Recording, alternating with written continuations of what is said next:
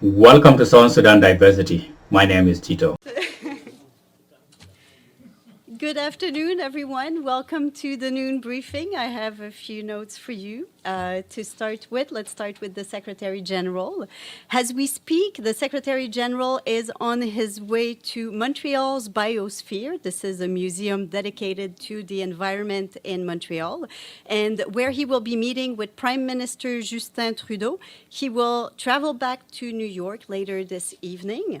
A short while ago, the Secretary General spoke to your colleagues in Montreal on the sidelines of COP15, and he reiterated the urgent need to address biodiversity.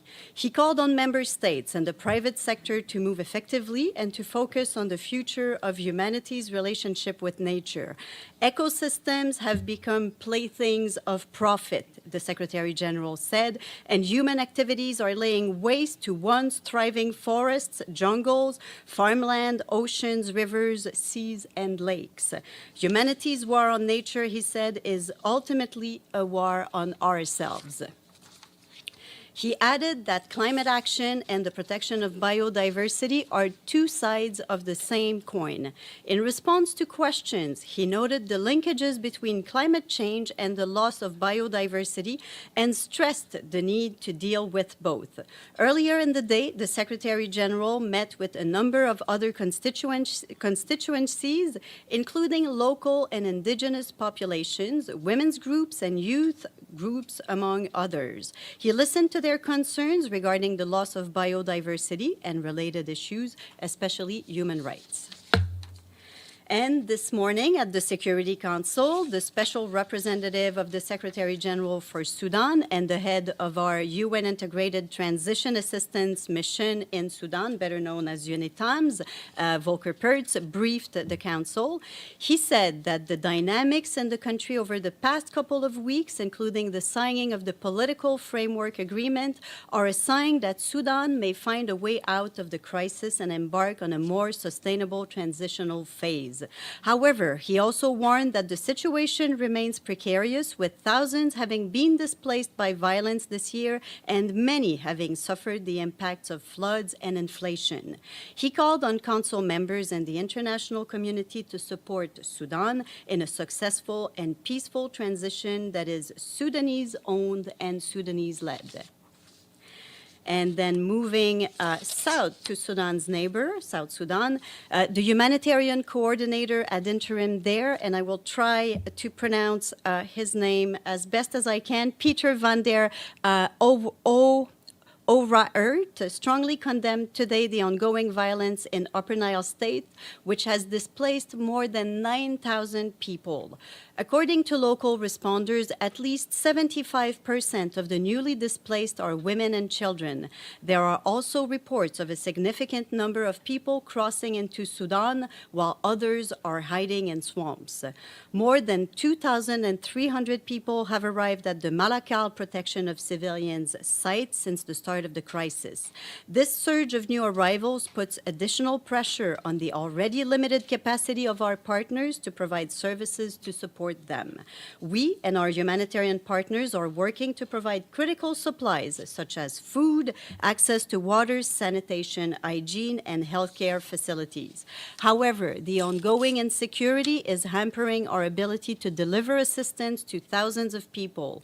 Some assessment missions have had to be put on hold, and in some areas, violence has resulted in the relocation of humanitarian workers, the looting of humanitarian facilities, and supplies. The UN Refugee Agency, along with its partners, said that it has scaled up its response, even though there is a severe funding shortfall. By the end of November, just 46% of the 214.8 million needed this year had been received.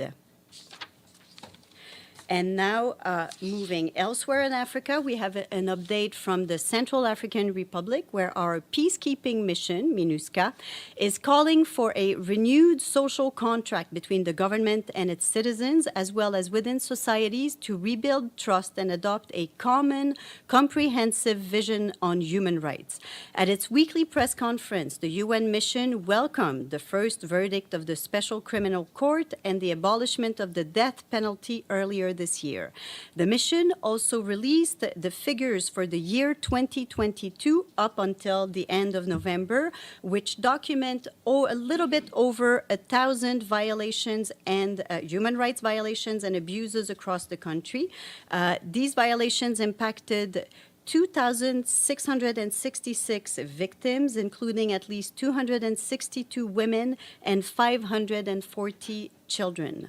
Over 500 violations were attributed to state actors, and armed groups were responsible for 521 abuses. The UN mission also said that it has increased joint patrols with the international security forces of the country, and this led to a 37% decrease in crime in the capital of the country, Bangui. MINUSCA also added that they are readjusting their military posture to better address the threat of armed groups and to protect civilians, with over 2,000 patrols this week, including 5 conducted jointly with the National Armed Forces in newly identified risk areas. And now, moving east in Myanmar, we have an update from our UN team there. The humanitarian community welcomes the recently announced informal ceasefire agreement between the Arakan Army and the Myanmar Armed Forces. However, concerns are growing that ongoing armed clashes, tight security, access restrictions, and threats against aid workers are putting lives at risk and hampering humanitarian operations in other parts of the country. Humanitarians reiterate that the Secretary General's call on the parties to the conflict to end the fighting and to ensure safe and unhindered humanitarian access to people in need. Aid workers are also deeply concerned about the potential impacts of the recently passed NGO registration law on the delivery of life-saving humanitarian assistance by partners. The humanitarian response plan for this year remains severely underfunded, with only 28% of the requirements received as of December 5th, leaving a gap of $593 million as the year almost reaches its end. And now I have an appointment for you. We have a new resident coordinator to announce. So our colleague in the UN Development Coordination Office tell us that Richard Howard of the United States takes up his post in Papua New Guinea today. Mr. Howard was appointed, as usual, by the Secretary General and confirmed by the host government. And as you know, resident coordinators are leading our UN team's work on the ground to rescue the Sustainable Development Goals, supporting authorities to tackle development emergencies. They are the Secretary General's representative for development at the country level. And we have, as usual, a full biography of Mr. Howard on the UN Development Coordination Office website. And an international day. Not yet, we're getting there. I can see that. Today is international. What is today? Anybody knows? We have so many. You're right. Every day is. Yes. Today is International Civil Aviation Day, which aims to help generate and reinforce worldwide awareness of the importance of international civil aviation to the social and economic development of states.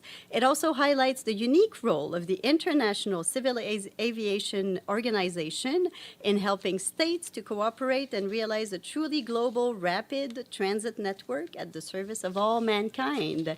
And one final note, tomorrow we have a guest. So tomorrow we will be joined by Ulrika Richardson, whom by now many of you know very well. She is the UN Resident and Humanitarian Coordinator in Haiti. And so she will be here to provide an update on the situation there. She will be here in person this time. And she will provide an update on the humanitarian situation in the country. And finally, as you know, we had expected Martin Griffiths to be with us today, but unfortunately he was not able to join us in the end. So we are in touch with his office as usual, and we hope to bring him to you because I know that this was a briefing that was expected by many of you. So we're in touch with his office to bring him to you later on. Lots of questions. I think you were so eager. Go Thank ahead. you. Hopefully, I have a good answer for you. Well, I doubt, but thank you. That's a good start. Thank you for the briefing. I have a quick question and need clarification on the situation in Yemen, in Hodeidah. There were reports that a convoy that was having high brass from the UN mission to support the Hodeidah agreement, UNMA, that had exploded the armored car for the military commander, General Michael Beery, in Hodeidah.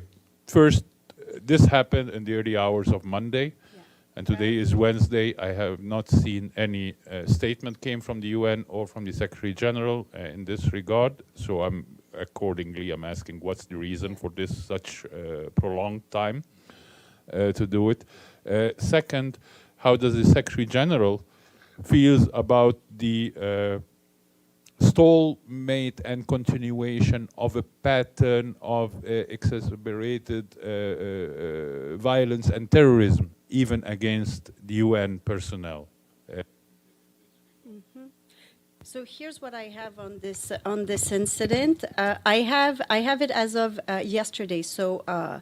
So what I have is that on December 6th, an armored vehicle from the UN mission to support the Hodeidah agreement carrying senior UN officials struck what was assessed as a landmine during a field visit in Al-Hali district of Hodeidah. So no one in the vehicle or in the accompanying convoy was hurt in the incident. As you know, Yemen is unfortunately heavily contaminated with explosive remnants of war, which causes a significant and daily toll on civilians, including, of course, women and children. We reiterate our call on all the parties in Yemen to intensify mine action efforts to address the threat posed by explosive remnants of war across the country. Follow up, please. Since the explosion happened not through an IAD but through a landmine, does this send any indication or message within the Mine Action Service community about the situation and its evolvement to what we are seeing these days?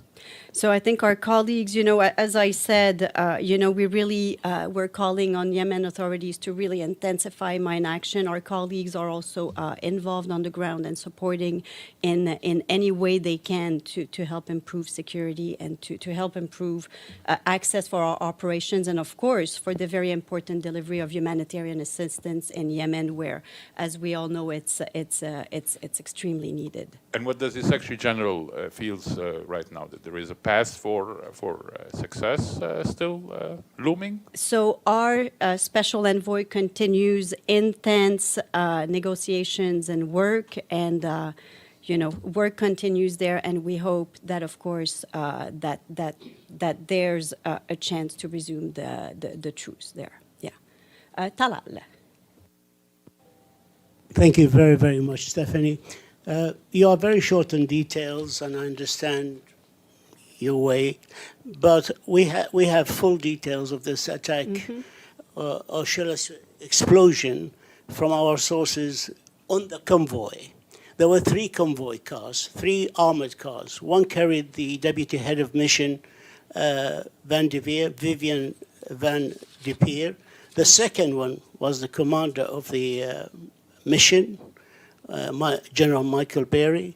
And the third carried Eileen Cohen, who is the director of the UN Mine Services. There were also cars accompanying this convoy from the Houthis authorities in Hodeidah. All these cars from the Houthis passed over the mine and it did not explode. The car of Van de Beer, the deputy head of mission, passed over the mine. It did not explode. When the second car for the head of mission, Major General Beery, went over it, it did explode. Now, you might believe in coincidence and luck, but I'm cynical about that. I know other diplomats told me that they have no evidence that it was a targeted attack. Yet, do you really believe in coincidence to this extent to think that this was pure chance and that this mine just exploded because it shifted its place from the other mines? Because UNMHA sent an expert, one of their mines division, to explore and to test the mine, the explosion site, and he found out that this mine has moved. It wasn't in the same line of the other mines. There are other mines in this road. So these are information which are not related to us, and we have to dig our sources to find out.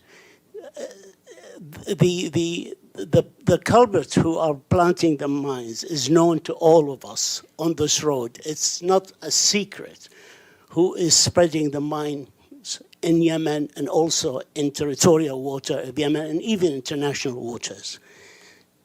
Can you please tell us what action is being taken? I know we didn't have a statement from you for 1 day and 9 hours since the attack. Yeah. It wasn't there at noon yesterday. But can you tell us what action are you now expecting? And will the Houthis, who's delivered, by the way, the exploded cars back to UNMHA this morning, today, they delivered it back to UNMHA. But what can we expect? Or we just go gloss over it as we did with the attacks on the boats and on the 2 Yemeni ports? How much do we treat the Houthis with kid gloves? Till when? So the details that I had on this incident, and I see that you've been looking at this very closely. So the details that I had are those that I've shared, including our call on the parties in Yemen to intensify mine action efforts. I can ask for more information and get back to you. Please do, because these are no secrets. No, absolutely. People on the convoy. Yeah. 1 second, I'm still. People on the convoy are aware of these facts, and they are spreading like wildfire everywhere, and the UN is not coming forward to us with information which is readily available in the region. Thank you. Thank you. Celia. No. Well, I'm going to talk about Africa. You're going to talk about Africa? Yes. After the Central African Republic, after Mali, it's now Burkina Faso that has asked the Wagner forces to come and replace the French forces. Is the Secretary General concerned about it? And what can be done, I mean, on the side of the UN? And I have another question for the fun. Just the Secretary General has been traveling a lot lately. Does he has a lot of miles? What does he do with it? Could he share it with us? For the fun. For the fun. Let me start. He flies commercial. Yes, we do not have private planes. Yeah. But it does cost money, a lot of money. Let me start.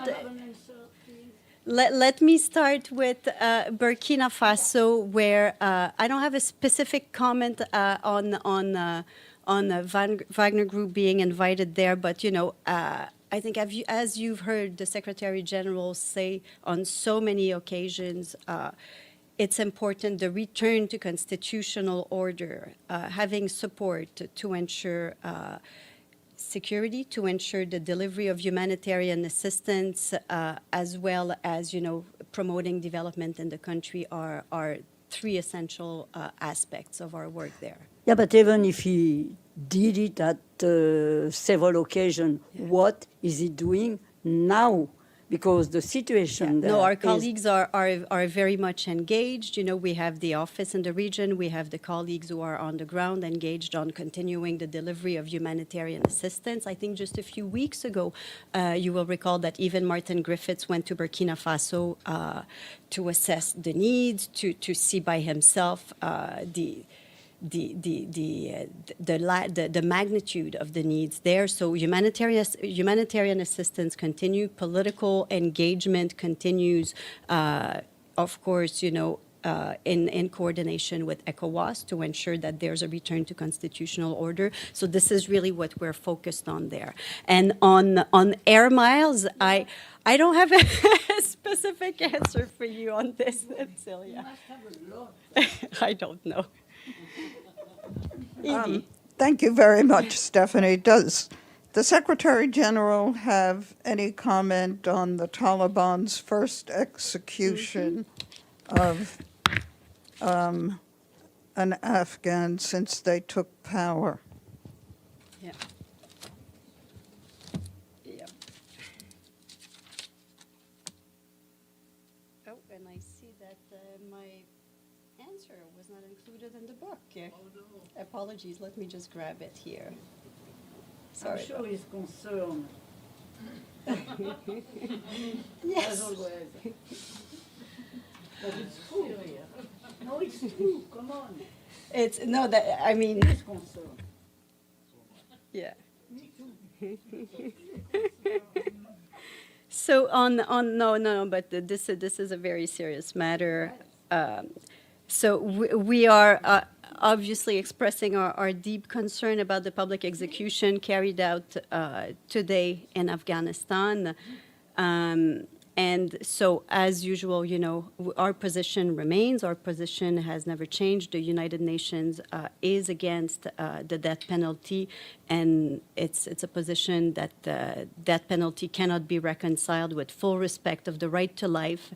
And so we call for a moratorium, for a return to the moratorium on the death penalty in the country. Yes, go ahead. Thank you so much. I have two questions on two topics. The first one is, in the past few weeks, Iran has been threatening to start a ground operation into Iraqi territory, basically an invasion of Iraqi territory, given the long history of war, 8 years between Iran and Iraq. Do you have anything as a spokesperson for the United Nations to say about this alarming threat? And well, I will give you a chance to answer if you don't mind. Then I will answer ask my second question.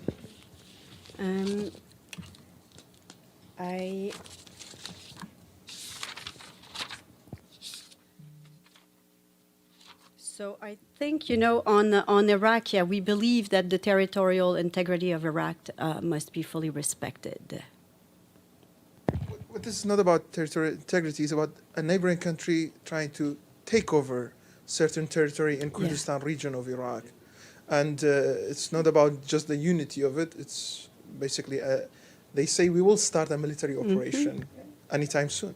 Yeah, but I think it goes back to this. I think, the territorial integrity of Iraq, of countries, must be respected. I think that's the comment that I have for you on this today. Do you have any message for the Iranians from the Secretary General?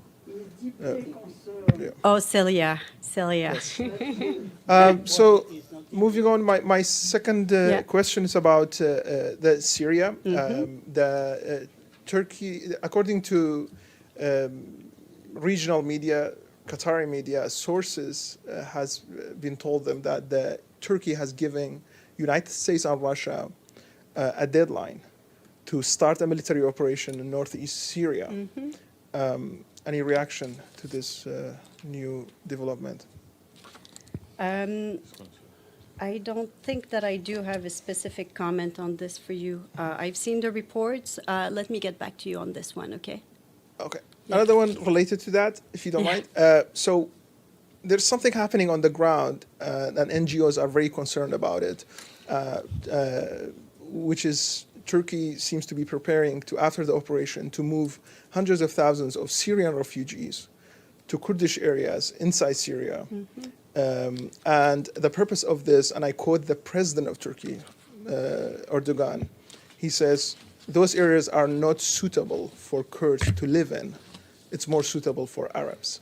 So this is basically, according to those NGOs, an attempt of ethnic cleansing and using Syrian refugees in that way.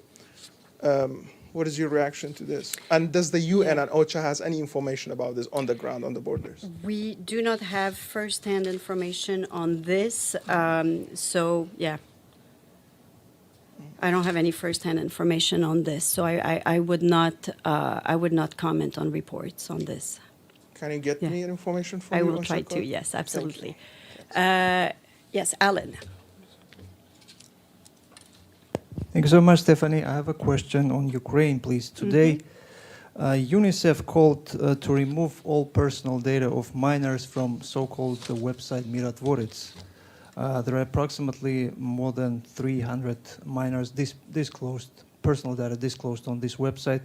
So UNICEF called to remove their data from this website.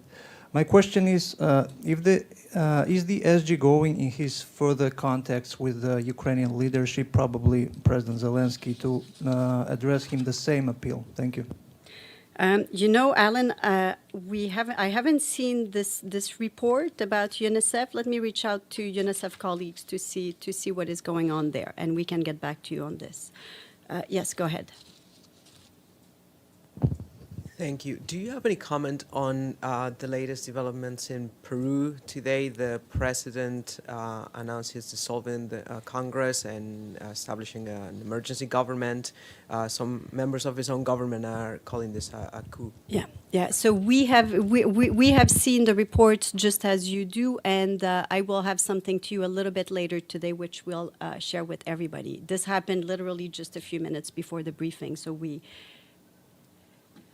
Yes, Evelyn. Thank you, sir. On the CAR, there have been press reports that Wagner Group is now stealing diamonds. Is that something that's come to your attention? Do you have anything more on it? Yeah. I think, it's press reports that we have seen, just like you. Our colleagues on the ground are working to support the government for security and development. I will not have a specific comment on this, on these reports. Yes, Taral. A follow-up in Syria. I don't know if I missed it, but have you appointed a humanitarian coordinator, resident on the ground in Syria, or are you still looking into that? I think the new one, not yet. Not yet. All right. Yes.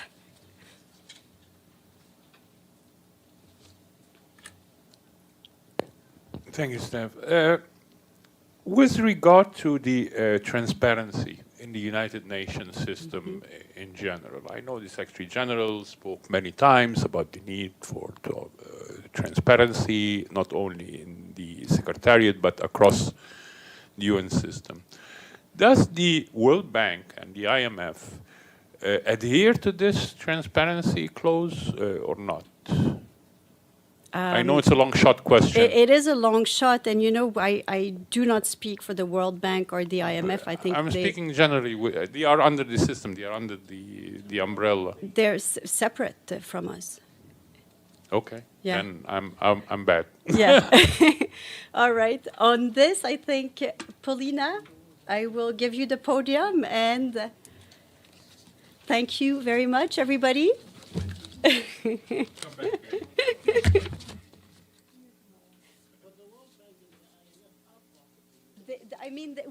We don't speak for them on the, I don't speak for the,